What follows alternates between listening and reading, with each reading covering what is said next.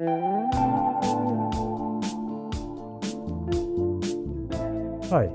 I'm Greg Lefebvre, creator and host of the Compulsive Storyteller podcast.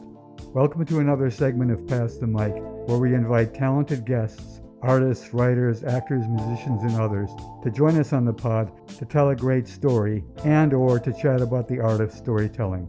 I'm excited to introduce today's guest, Tricia Rose Burt. After years in the corporate world, Tricia Rose Burt made a switch to visual art, but after the 2008 crash, she found her next calling as a storyteller with her award-winning One Woman show. Now she helps executives with their own storytelling to share their ideas and initiatives. She also hosts and produces the podcast No Time to Be Timid.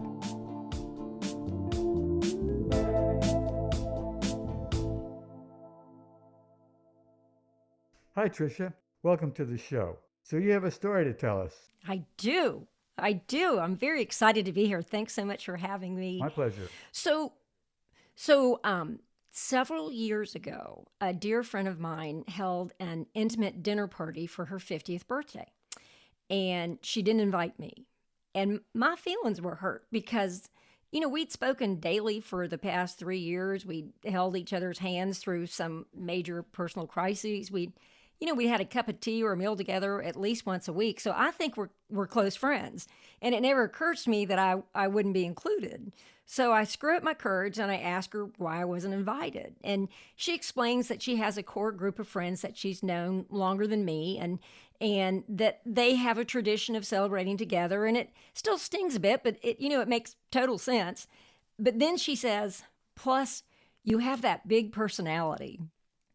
And I have had this big personality since I was a little girl, probably since the womb. Mama always said if I was her first child, she would have never had another one. And it's not clear she was joking. But so for much of my life, I have battled with this big personality and not always successfully. I mean, one might say my first marriage is a prime example of how it can get in the way. But, I've tried to contain it or squelch it. And at this point, I've learned how to put a governor on it. That said, I'm often called in to liven up dinner parties, which is a far cry from not being invited. But as a young woman growing up in the South, I was always told by well-meaning authority figures, Tricia Rose, do not draw attention to yourself. It was not appropriate for a lady to do so. So it was clear that a big personality was not an asset. It was a liability. And, I tried my best to keep a low profile. But somewhere around age 48, I have this revelation. I'm reading the New Testament lesson at church one day, because I often did that on Sundays. And I realize while I'm reading it that I'm just feeling pure joy. And it's not because of the scripture. It's because I'm telling a story to an audience. And my fellow churchgoers tell me how much they love listening to me read. And they even ask if I've ever considered reading books on tape. And they love how I bring the words and stories to life. And I love the connection that I have with the audience. And I start to recognize that I have my own stories that I want to tell. I'd been in the corporate world for about 15 years, and where I had attempted to stay behind the scenes, but I realized I was just miserable. So I left this very lucrative executive position to become an artist. And as a visual artist, I'm telling stories through works on paper and these obsessive pencil drawings I was making. And when I'm in the studio, I'm pushing these images beyond the boundaries of the page, and I'm forcing the marks to travel off the paper and keep going.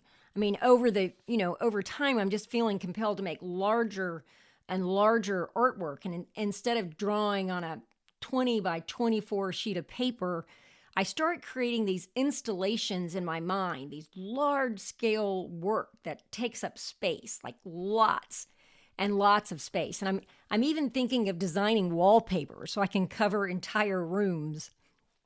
And then a friend asked me if I want to take a public speaking class with her because she's afraid of talking in front of an audience. And, I think to myself, that is so strange. Like, how can someone be afraid of an audience? I actually look for audiences. And so I take this class, and in the class, it hits me that I don't want my artwork to take up space. I want to take up space. I want to tell my stories firsthand, not just visually through drawings. I don't want to draw a picture. I want to draw attention to myself. And more importantly, what apparently terrifies other people, like standing in front of an audience, feels perfectly natural to me. So that right there is the definition of a gift. Some might say a gift from God. So I decide someone has to draw attention to themselves, so it might as well be me. So I go from like 0 to 90. I have years of stories that need to come out. So I develop a one-woman show about my transition from corporate executive to visual artist. It's called How to Draw a Nekkid Man. And I perform it for several years.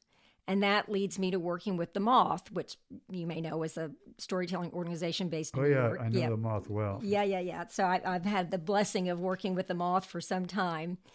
And so that leads me to work with them. And when I'm performing, I'm just completely energized, but I just can't shake, that upbringing of how I was just told not to draw attention to myself. And every time before I go on stage, and even afterwards, like I'm sitting in the green room and I'm just beating myself up for doing this. I feel like I'm, for not hiding this big personality, for drawing attention to myself, for getting out on a stage.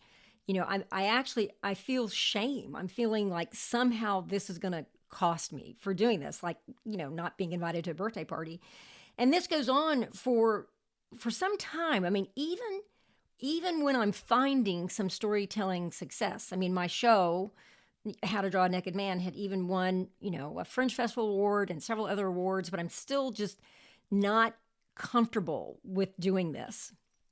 And then I was like 2 months after my pal had, not invited me to her party, and I'm backstage at the Moth's sold out main stage event at this 900-seat theater in Somerville, Massachusetts. I'm one of 5 storytellers. And I'm still shaken by this big personality comment. And again, I'm kind of ashamed, and I'm pacing back and forth, wondering, who I am to think to be doing this at all. And then the director approaches me and she says, "Hey, Tricia, we need you to open the show. And I realize that's a tough spot, but you have that big personality and we know you can fill up the space." And nice. I just felt like I was home at last. I mean, it was like being anointed and being, seen for the first time. And I stepped into my storytelling self at that moment and I haven't looked back. My friend and I reconciled. She's one of my biggest friends. But what I realized, Greg, was that the problem wasn't necessarily my big personality. It was that I was surrounding myself with people who didn't necessarily appreciate it and who saw it only as a liability and not as an asset. And so as an artist, it makes a big difference to my work who my community is. And I make a point of being around people who, really reinforce the image of who I want to be and the work I want to create, so I can make sure I step into, who I fully am. And have you found yourself, I've been in a somewhat similar situation, have you found yourself eliminating people who make you feel bad? Oh, yeah. Because I throughout my life, I've been attracted to very smart, critical people, but then they make me feel bad about myself. And I put up with it. And I realized when I got a little older, I can't do this. No. So I just said, you know what, we can't be friends. You always make me feel bad about myself, and I'm sorry, I just don't want to be your friend, You have to be really selective in the tribe, and and I mean, there are people in my world whom I adore, but they are never going to understand what I do. And so that's okay, but the people who, I choose not to spend time with people who don't appreciate. I mean, there are people who don't understand what I do, but they appreciate my passion for it. And that's great. They're still cheering me on, even if they don't have an idea of exactly what I'm doing. But it's the people who somehow are dismissive of the work. That just can't be. I can't be around people who aren't reinforcing, because it's hard to be an artist. You know perfectly well, Totally, it's hard to be an artist. Yeah. And It's also a solitary job, pretty much. Absolutely. The creative part, yeah.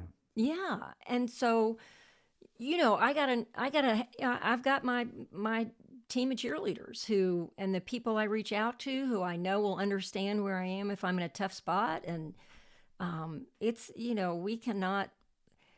got to do this in community. And but it was so crazy though, Greg, because for years, I was actually enjoying success and still feeling bad because it was just, I couldn't shake this thing. And then to have that person kind of see me and go, no, this is good, was like such a watershed moment for me. That's great. It was huge. That's great. Yeah, it was huge.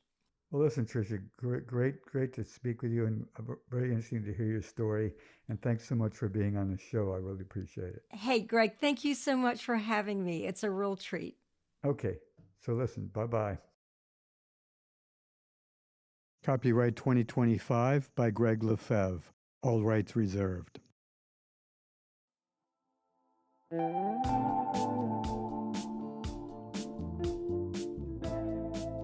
If you enjoyed this week's episode, let us know. You can find us on Instagram and Facebook at The Compulsive Storyteller, and we'd love to hear from you. This podcast is independently produced, so we really appreciate all your help and support. Share the show with your friends, subscribe on Apple, Spotify, or wherever you get your podcasts, and please leave a review. You can also check out our website, thecompulsivestoryteller.com, for more information. Thanks for listening, and if you didn't like this one, the next one will be another story. The Compulsive Storyteller is now co-produced by Greg Lefebvre and Fadia Montserrat, who's also arranged the music and created the special effects. Emily Ramon does design, research, editing, and marketing. Peter Kokoma has made our theme music and for many seasons co-produced the show with me. All characters and events portrayed in this podcast are based on my truth, with some names and facts changed for privacy. The conversations and dialogues are based on my best memory, but are not word-for-word recreations.